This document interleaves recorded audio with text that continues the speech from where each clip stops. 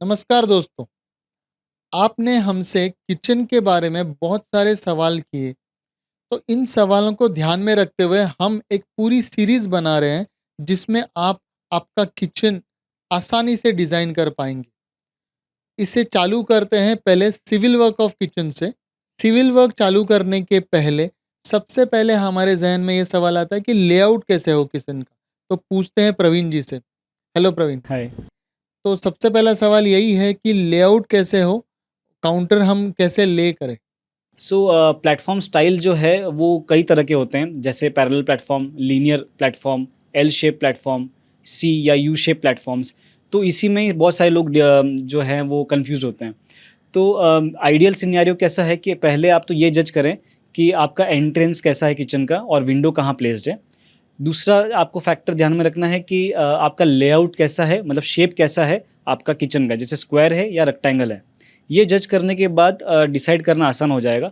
For example, अगर हमारा kitchen का एंट्रेंस के दोनों तरफ इक्वल स्पेस है और सामने ही विंडो है या ड्राई बालकनी का एंट्रेंस है, तो पैरेलल प्लेटफ़ॉर्म ही सबसे ज़्यादा प्रिसाइज़ रहेगा, क्योंकि एक तरफ वर्किंग प्लेटफ़ॉर्म हो गया, दूसरी तरफ जो है वो सर्विस प्लेटफ़ॉर्म या फिर नॉन वर्किंग प्लेटफ़ॉर्म हो गया। एंड इन केस अगर आपका स्क्वायर है लेआउट एंड आपका विंडो जो है वो आपको वहाँ पे जाके खड़े नहीं रहना है, वो ब्लॉक होगा तो चल जाएगा, सिर्फ रोशनी और वेंटिलेशन के लिए ही चाहिए, तो आप एल शेप में भी ले सकते हैं, क्योंकि एल शेप में सबसे बड़ा डिसएडवांटेज ये है कि आपका विंडो कवर हो जाता है, आप वहाँ पे जाके खड़े नहीं रह सकते हैं। सो उस केस में एल शेप भी काम आता है, बट एल शेप के खुद के प्रॉब्लम्स है, जैसे कॉर्नर यूटिलाइजेशन वगैरह। तो parallel platform I think works the best. Okay. अभी आपने 2 तरीके के प्लेटफ़ॉर्म बोले, एक सर्विस काउंटर रहता है और दूसरा वर्किंग काउंटर है। तो इनके एक्चुअल फ़र्क क्या है?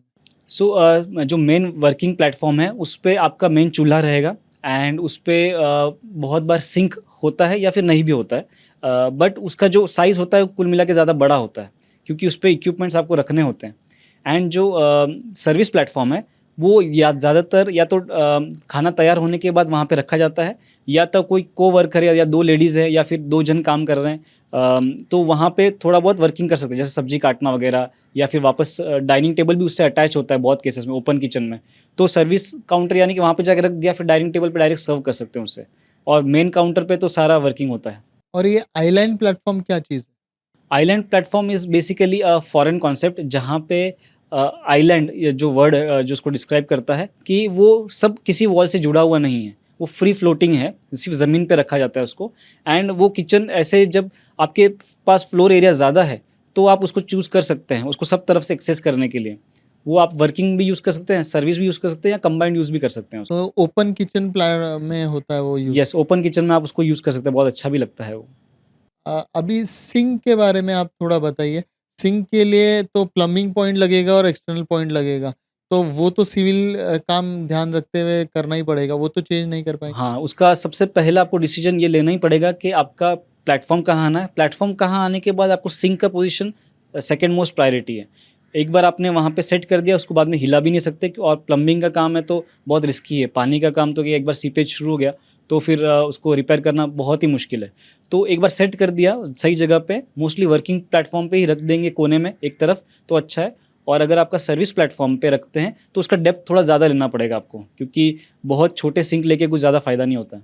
आइडियल साइज़ ऑफ सर्विस और वर्किंग काउंटर क्या है? हाइट भी बताइए और विड्थ भी बताइए। वर्किंग प्लेटफ़ॉर्म का जो है मिनिमम जो डेप्थ है वो 24 होना चाहिए, एंड आप उसको मैक्सिमम 27 इंचेस तक ले सकते हो, क्योंकि इंडियन किचन के केसेस में हम देखते हैं कि चूल्हा भी होता है कुकटॉप, उसके आगे कुछ चपाती वगैरह बनाने के लिए भी जगह लगती है हमें, तो उस केस में 27 इंच बहुत आइडियल होता है। अदरवाइज़ आपको लग रहा है कि आपको चपाती बनानी नहीं है, कुछ ज़्यादा नहीं, साइड में भी कर सकते हो, तो आप 24 इंचेस में आप काम चला सकते हो। जो डेप्थ ऑफ सर्विस प्लेटफ़ॉर्म है वो मिनिमम आप 16 से 18 इंच रख सकते हो, अगर उस पे बहुत ज़्यादा कुछ इक्विपमेंट नहीं रखना है तो। जस्ट सर्विस के लिए कुछ सामान रखने के लिए ही चाहिए, मिक्सर रखने के लिए ही चाहिए, तो उतना डेप्थ काफ़ी है। उसको मैक्सिमम आप 21 इंच तक या 24 इंच तक भी लेके जा सकते हो, अगर आपके पास बचा हुआ बैलेंस जो फ्लोर स्पेस है वो आइडियल है तो। और आपने हाइट पूछा, हाइट जो है वो 800 या 32 इंचेस के आसपास इट्स वेरी आइडियल। इनफैक्ट ये स्टैंडर्ड्स ही कर दिया है ज़्यादातर लोगों ने, कि उसको उतनी ही जगह पे रखा जाए ताकि वो आइडियल है, मतलब ज़्यादा ऊपर भी नहीं है, ज़्यादा नीचे भी नहीं है, ज़्यादा झुकना भी नहीं पड़ रहा और ये भी नहीं करना पड़ रहा। और इलेक्ट्रिकल पॉइंट्स क्या ध्यान में रखने हैं सिविल वर्क के पहले? सो यस ऑब्वियसली क्योंकि किचन में प्लेटफॉर्म बनता है, टाइल्स लगती हैं, तो इलेक्ट्रिक पॉइंट्स भी फिक्स करने ज़रूरी हैं। सबसे पहला तो मेन बोर्ड आप डिसाइड कीजिए कि मेन बोर्ड कहाँ होगा, क्योंकि एंट्रेंस करते ही लेफ्ट या राइट में जो वॉल आपके पास बची है, उसके ऊपर आप मेन बोर्ड आपका डिसाइड कर लीजिए, जहाँ पे ज़्यादा कन्वीनियंट है आपको आते ही रूम में लाइट वगैरह पंखा चालू करने के लिए। उसके बाद अगर आपका कुक टॉप जो है अगर वो इलेक्ट्रिकल है, तो उसको आपको एक पॉइंट देना पड़ेगा। अगर वो हॉब है यानी कि आप उसको अंदर डालने वाले हैं, तो नीचे प्लेटफॉर्म के नीचे की तरफ एक 15 एम्पीयर का पॉइंट लगेगा। उसके बाद मेन प्लेटफॉर्म पे या सिंक के ऊपर आपको वाटर प्यूरीफायर एक्वागार्ड का एक पॉइंट लगेगा। मेन प्लेटफॉर्म के कुकटॉप के जस्ट ऊपर चिमनी का पॉइंट लगेगा। ये हो गया मेन प्लेटफॉर्म का। अगर इसी प्लेटफॉर्म पे अगर आप मिक्सर वगैरह रख रहे हैं कुछ, तो फिर आप उसमें एक्स्ट्रा पॉइंट्स प्लेटफॉर्म के ही ऊपर, जैसे कि जहाँ पे अपन वॉल डैडो टाइल्स लगाते हैं, वहाँ पे आप पॉइंट्स ले सकते हैं। सर्विस काउंटर पे भी प्लेटफॉर्म के जस्ट ऊपर एक्स्ट्रा पॉइंट्स आप रख सकते हैं टू ओवन के लिए या फिर और भी मिक्सर कुछ यूज़ करने के लिए, तो वहाँ पे ज़्यादा पॉइंट्स रखा जा सकता है। तो ये बहुत ही कॉमन है। इसके अलावा जैसे कुछ डिश वॉशर रखा जा रहा है आपके यहाँ पे, तो डिश वॉशर का भी पॉइंट हो सकता है, और बाकी तो स्पेशल डिज़ाइन के सिनेरियो है। काउंटर टॉप के लिए कौन से स्टोन्स आप रिकमेंड करते हैं और कैसे तरीके के टाइल्स आप रिकमेंड खुद करते हैं किचन में हो? क्या साइज़ हो, क्या तरीका हो, क्या टेक्सचर हो? मैं आइडियली प्रीफ़र करता हूँ 3 तरह के पत्थर ही जो काउंटर टॉप के लिए यूज़ करते हैं मैक्सिमम। नेचुरल में ग्रेनाइट जो है वो नॉन पोरस है और ट्राइड एंड टेस्टेड है from several years, it works the best. Man made में जो G5 नैनो मटेरियल है जो ऑलमोस्ट मिल्क वाइट कलर का आता है प्योर, एंड विट्रीफाइड स्लैब्स हैं। ये दोनों मैन मेड मटेरियल्स काफ़ी सख्त होते हैं और काफ़ी आइडियल हैं किचन के लिए। बाकी आपका जो दूसरा सवाल था कि टाइल्स कैसे अपन चूज़ करें। सो अभी ये तो कलर कॉम्बिनेशन की भी बात आ जाती है, बट अगर आपको टाइल्स का मटेरियल जानना है, तो आप वैसे विट्रीफाइड भी जा सकते हैं, लेकिन विट्रीफाइड क्या सख्त होता है, तो उसमें होल ड्रिल करना थोड़ा सा मुश्किल है।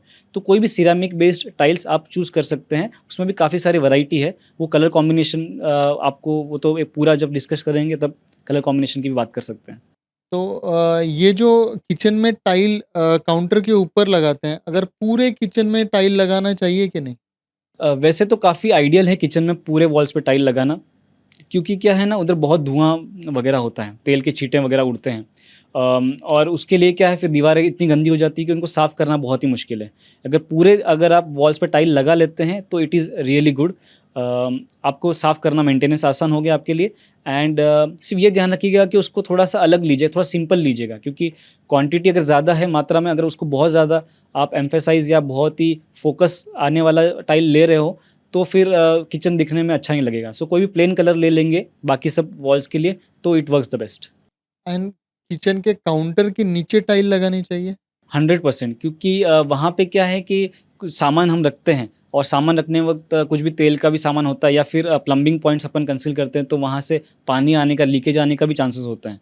वहाँ पे लेकिन आप सादा टाइल्स लगा सकते हैं, प्लेन वाइट जो ₹30 की मिलती है, वो भी आप वहाँ पे लगा सकते हैं। वहाँ पे कोई देखने वाला नहीं है, बट मेंटेन और साफ़ करने के लिए बहुत ही रिकमेंडेड है वो। और सिविल में एक आखिरी सवाल पूछूँगा, जो काउंटर के नीचे की फ्लोरिंग है, वो थोड़ी अपलिफ्ट करने आइडियल है कि नहीं? इसमें 2 चीज़ें करते हैं, जनरली बिल्डर्स ही कर देते हैं ये। एक तो सिर्फ़ एक टाइल एक्स्ट्रा प्लेस कर देते हैं, यानी 8 एमएम ही जस्ट ऊपर रहेगा बाकी सब फ्लोरिंग के लेवल से। उससे भी एक तो पानी अंदर नहीं जाता है, उससे भी काम हो जाता है वैसे तो, अगर पानी का ही दिक्कत है तो।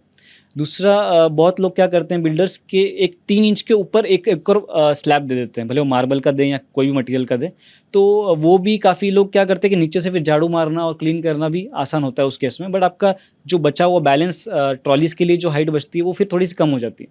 तो आपके हिसाब से आइडियल है स्कर्टिंग देना या नहीं? स्कर्टिंग अगर आपका हाइट ऑफ जो प्लेटफ़ॉर्म है, अगर आप खुद ही डिसाइड कर रहे हैं, खुद ही बना रहे हैं, तो फिर आप थोड़ा-सा प्लेटफ़ॉर्म का हाइट बढ़ा लीजिए और थोड़ा-सा ये नीचे का स्कर्टिंग भी ले लीजिए, होनी बहुत आइडियल है। लेकिन स्टोरेज क्या है, कम हो जाए वो भी नहीं चलता है हमें इंडियन किचन में। हम कभी-कभार नीचे से ट्रॉलीज़ निकाल के साफ़ कर ही लेते हैं, तो नहीं भी किया तो भी कोई इश्यू नहीं है। Thank you Praveen. इसके साथ हमारे सिविल के शायद सारे डाउट्स क्लियर हो गए हैं। जी। इसी के साथ सारे सिविल के डाउट्स हमारे होप सो क्लियर हो गए हैं। तो अगले वीडियो में हम मालूम करते हैं ऑप्टिमम यूज़ ऑफ स्टोरेज के बारे में, कैसे हम स्टोरेज ऑप्टिमम यूज़ किए रहे किचन के अंदर।